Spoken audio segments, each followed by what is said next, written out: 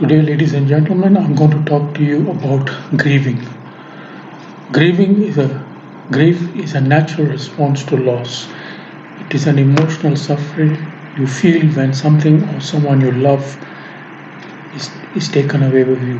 Often the pain of loss can feel overwhelming. You may experience all kinds of difficult and unexpected emotions, to anger, to disbelief, guilt, and profound sadness. The pain of grief can also disrupt your physical health, making it difficult to sleep, eat, or even think straight. These are normal reactions. And the most significant one, the loss, the more intense your grief. Coping with the loss of someone or something you love is one of life's biggest challenges. You may associate grieving with the death of a loved one, which is often the cause of the most intense type of grief. But any loss can cause grief.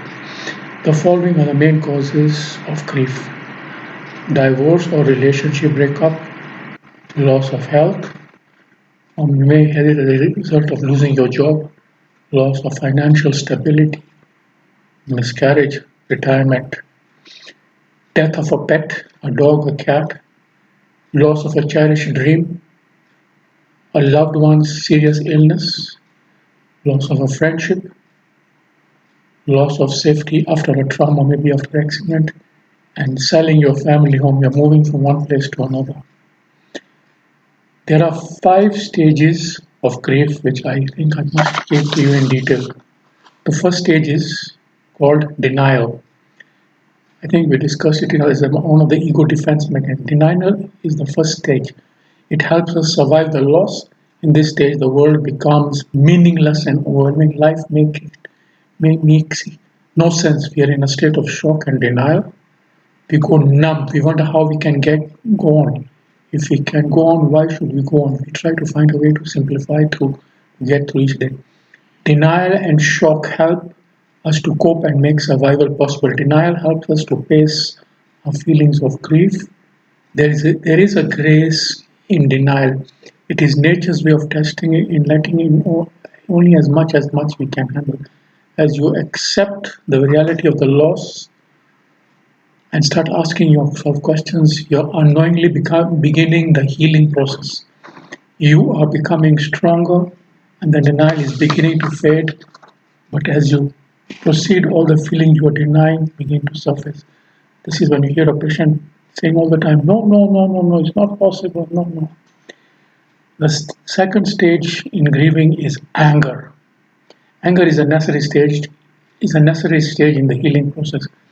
When you begin to feel your anger, even though it may seem seamless, the more you truly feel it, the more it will begin to dissipate, and the more you will heal. There are many emotions under the anger, and you will get to them in time. The truth is, anger has no limits. It can extend not only to your friends and family, to your doctors, your family, and you always even to God. You say, why is God? Where is God in this? Underneath anger is pain, and anger is pain. At the same time, anger is strength, and it can be an anchor, giving temporary, or what do you call it, temporary structure to the nothingness of loss.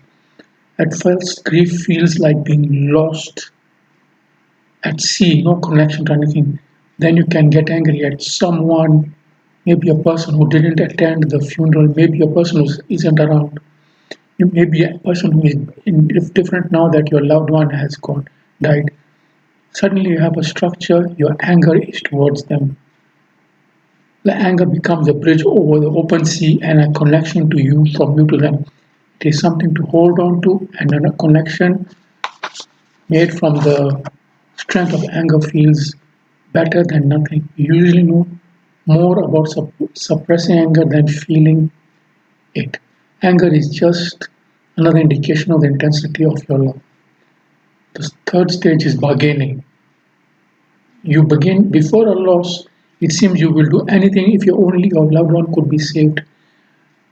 You bargain. You say, "Please God, I will never be angry with my wife again if you will just let her live." After a loss, Bargaining may take the form of a temporary truce. What if I devote the rest of my life to helping others? Then I can wake up and realize that this has all been a bad dream. We become in a lost maze of asking questions if only, if what. Yeah? We want life returned to what it was. We want our loved ones restored. We want to go back in time, find the tumor sooner, recognizing the illness more quickly, stopping the accident from happening. If only, if only, if only. Guilt is often a companion in bargaining. The if onlys cause us to find fault in ourselves and what if we think could lose. We remain in the past trying to negotiate our way through the hurt. People often think of the stages as lasting weeks or months. They forget that the stages are responses to feelings that can last for minutes or even hours as we flip on and out of them.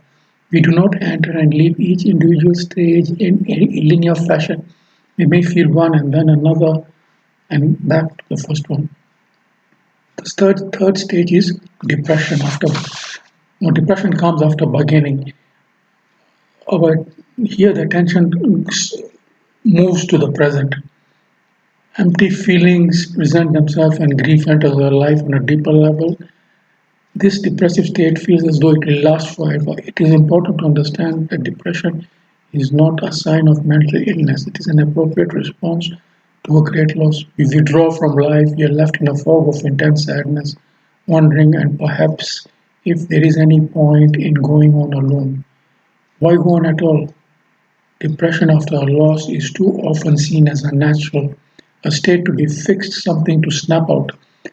The first question to ask yourself is whether or not the situation you are in is actually depressing. The loss of a loved one is a very depressing situation, and depression is a normal and appropriate response. To not experience depression after after a loved one dies will be unusual. When a loss fully settles in your soul, the realization that your loved one didn't get better this time and not coming back is understandably depressing. If grief is a process of healing, then depression is one of the many necessary steps along the way. And then the final stage is acceptance. Acceptance is now that you say, okay, I accept this person is gone. All right, let me move on. This is not the case. Most people don't get over this over quite some time. Most they This stage is about accepting the reality that our loved one is physically gone and recognizing that this no reality is the permanent reality. We will never like this reality. We will never like this reality or make it okay, but eventually we accept it. We learn to live with it and move on. In resisting this norm, as many at first many people want to maintain life as it was before a loved one died. In time, through bits and pieces of acceptance, we readjust. We must learn to reorganize roles, to reassign them to others, begin to live again, and we enjoy life. We often feel that in doing so, we are betraying the loved ones. We can never replace what has been lost, but we can make new connections, new meaningful relationships, and new interdependence. Instead of denying our feelings, we listen to our needs. We move, we change, we grow, we evolve. We may start to reach out to others and become involved in their lives. We invest in our friendships, in our relationship with ourselves. We begin to live again, but we cannot do so until we have given time, grief a time. In conclusion, I have to say it is a natural response to loss. Mourning is also a form of grief. Mourning is when the grief goes public or is the outward expression of grief. There is not only one step to mourn.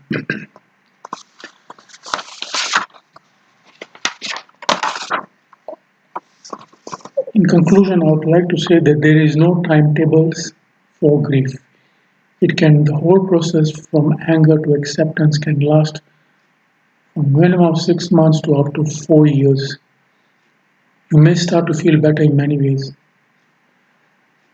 Physiologically, what happens when we grieve? adrenaline, which is one of the hormones, stops flowing. But if a person does not grieve, it goes into overflow. And some people who the adrenaline is very high, they become very competent after loss and throw themselves into logistics, always running at an emotional boiling point and never flowing. This too can put off the grieving process, and this is what happens when we see ourselves as supporters or carers of others. I think that is all for today, and I hope that you understand and go through it. If you have any further queries, you can always reply or comment to what we say on my website, rajeshwari3062 at gmail.com, or you can call me on my telephone number. Till next time, I wish you all the best in whatever you're doing. Bye.